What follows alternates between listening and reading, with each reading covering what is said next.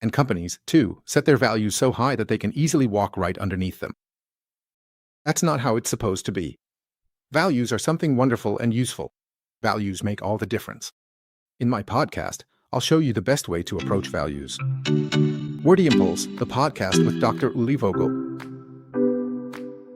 A warm welcome, dear listener, to a new episode of our podcast.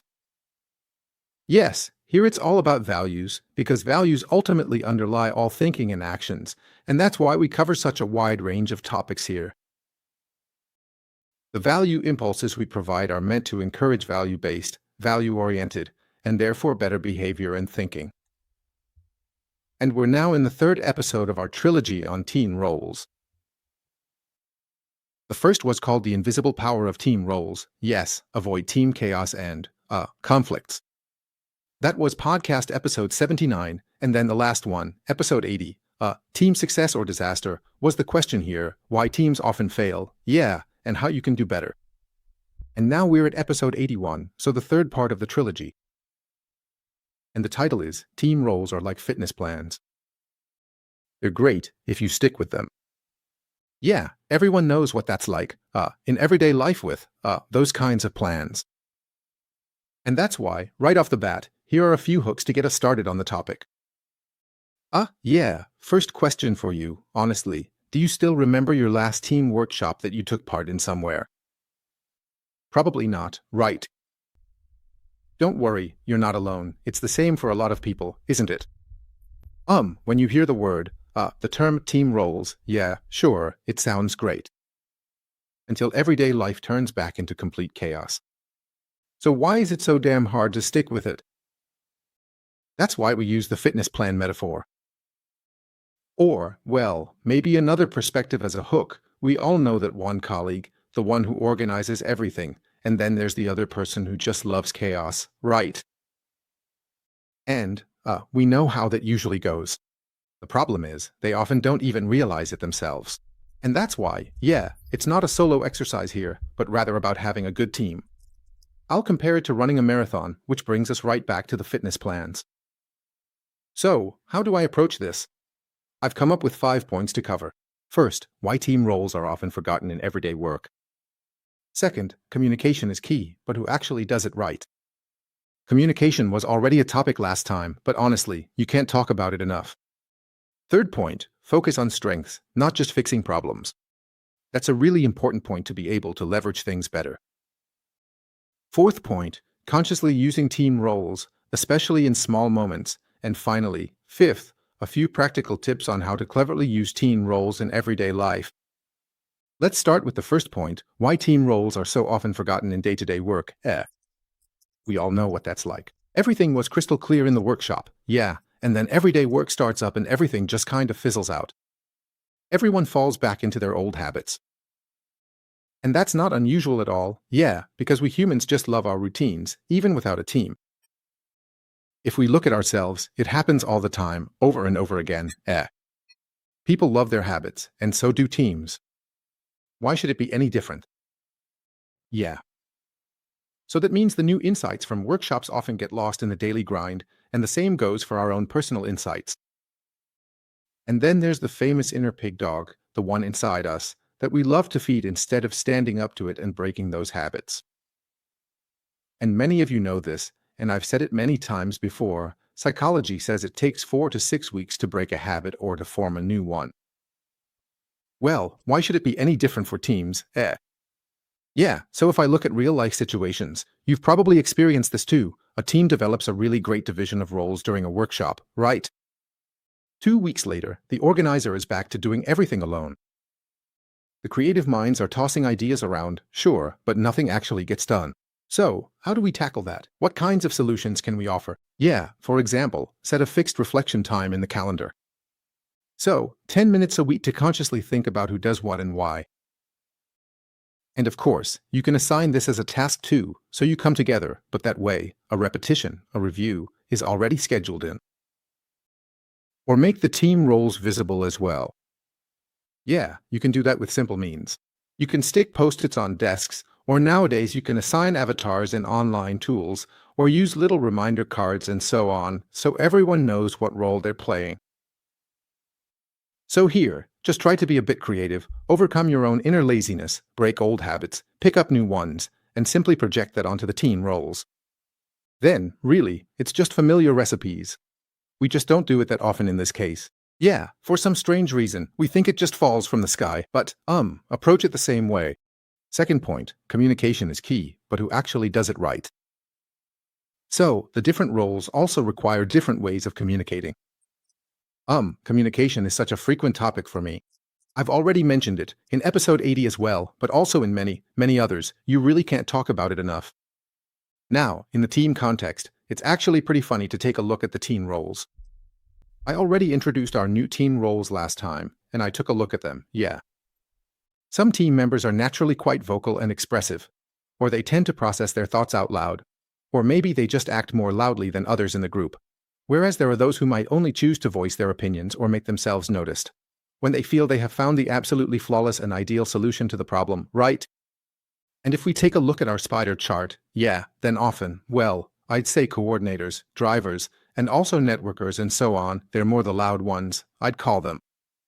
But then we also have the quieter ones, right, the implementers, they just get on with it, yeah. Observers are usually quiet as well, and quality representatives are at first, too. Of course, they could also become unpleasant and loud. So, we need to pay a bit of attention not just to what a team role is called, but also to how it communicates, yeah. So, a practical example, the creative networker throws ideas into the room and, the systematic quality representative, immediately picks them apart. So, in this case, someone quickly gets loud, and instead of innovation, frustration comes up just as fast. So what solutions can we bring in here? Talking about talking, yeah. So, doing a mini team check. How does everyone prefer to communicate, right? Maybe a brainstorming session or even a structured discussion. There are lots of mini team checks, and there are more in-depth ones too, like team chartering, which I'll explain in more detail in our workshop on February 18th and 20th, 2025. Or even adapting meeting formats, like saying, okay, we'll have a wild idea session with no judgment, yeah, and then afterwards we'll have a structured analysis phase, right? That way, no one feels held back, you know. So, just adapt it to the different types of people and their communication styles. Then my third point, focus on strengths, not just fixing problems. That's also really common with managers, who notice this in certain people. But we can also say that teams tend to focus on correcting weaknesses instead of leveraging strengths, right? A simple example, a manager forces an introverted expert to communicate more, instead of maybe pairing them up with an extroverted networker. Yeah, and we know this, it's also been my experience, when you have, an introvert and you pair them with an extrovert, and the extrovert really makes an effort with the introvert, eventually the introvert will open up, but only to them. And then, at some point, you can basically use the extrovert as a spokesperson. So here as well, pairing of types, and if necessary, pairing of roles. On the other hand, people really thrive when they're allowed to use their strengths, instead of having to compensate for their weaknesses. Yeah, of course, it just makes it a lot more fun for me. And that's why it's important to focus on what someone is really, really good at, and to consciously build that into the team structure. Yeah, I actually gave a good example of that myself today. We're having our annual team workshop today and tomorrow with our team, and with one of my colleagues, we spent a long time tweaking a role. We realized that, over the past year, we finally really nailed it, so that the role is now tailor-made for her. And, that actually happened more by chance, but looking back, yeah, as a manager, if I had handled things differently, maybe I would have realized sooner that for her, working with existing customers, as well as providing support and training for customers, simply takes priority over proactively acquiring new customers. Yeah, that was always a bit of a struggle. She's happy to take on requests when I pass them on to her, but just not that one. And that's how we managed to really play to her strengths now. That was actually a topic today at our team workshop, and we made good progress there.